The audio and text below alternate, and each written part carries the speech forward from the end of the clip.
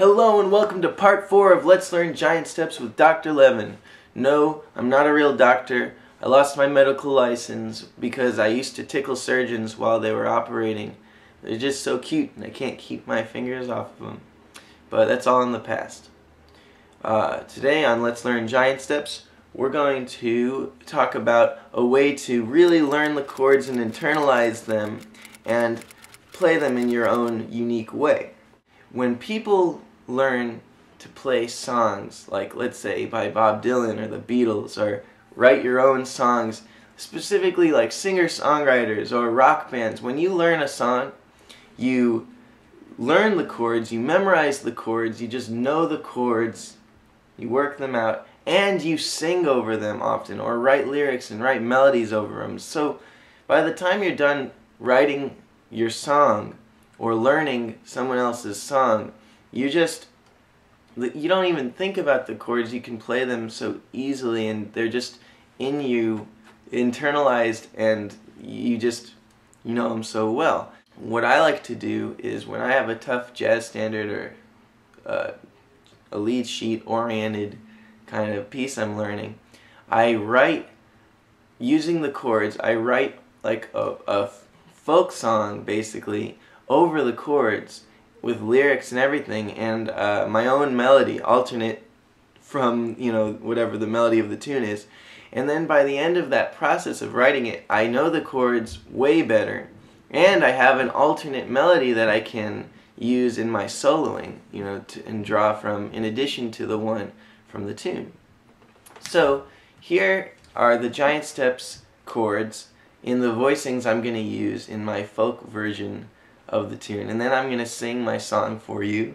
And the idea is not to focus on making the most amazing lyrics you've ever made, but to make lyrics and a melody that you like, that gets stuck in your head and you can really have as a frame of reference. So it's basically like a way to simplify Giant Steps psychologically just by turning it into a song.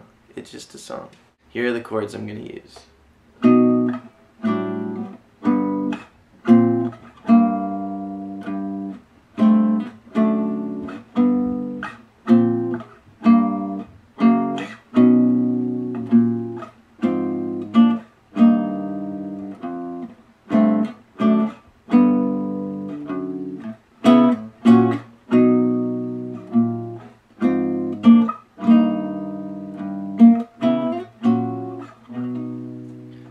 So it's a totally different vibe than that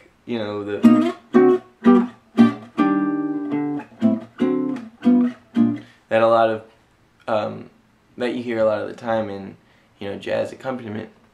But I'm playing the chords and I'm they sound like a different style, but they work really well. So there'll be a transcription of that right below the video that you can download so you can learn that progression. So check it out. Here's the song I wrote.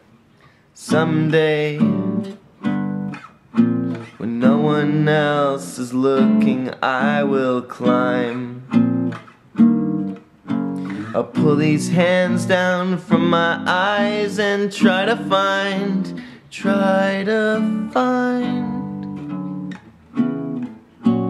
that place where you go to hide. Someday, when no one else is looking, I will smile. I'll pull these hands down from my mouth and let it out, let it out. Only when no one's around, no one.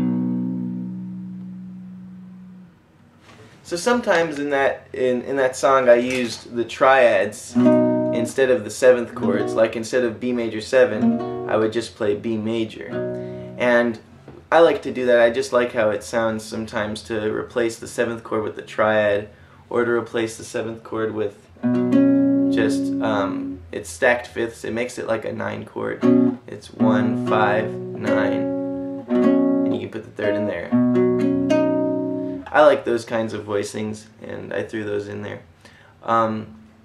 So writing your own song to the Giant Steps chords will help you get the chords down better, and with that melody that you come up with, your own melody, you can use that in your soloing, like we talked about using the Giant Steps melody in your solo in part 2 of Let's Learn Giant Steps. You can use your new melody also and find different ways to play it on the fretboard and use that in your soloing as well. So it does help your soloing in addition to helping you, internalize the chords.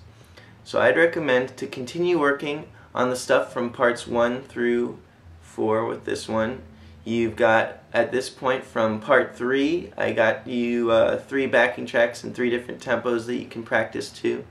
And now you can write your Giant Steps song here in part 4. And if you could please send me your Giant Steps songs, I would love to hear what you come up with. If you could send me a recording, I would just really, it'd be great for me to get some feedback and hear, your music over Giant Steps. So don't sue me for musical malpractice, and have a great week.